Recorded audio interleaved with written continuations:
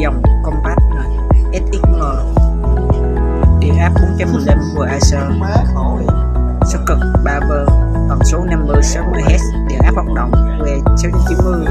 Acer, điện áp cách điện đến mức UE800W,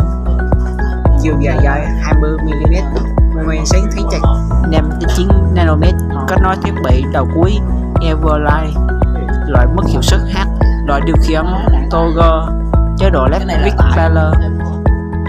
độ bền cơ học 20.000 chu kỳ, độ bền điện cơ 10.000 chu kỳ, mức độ ô nhiễm 3, cấp độ bảo vệ ICAM 07 IP40, trọng lượng 1,06 kg.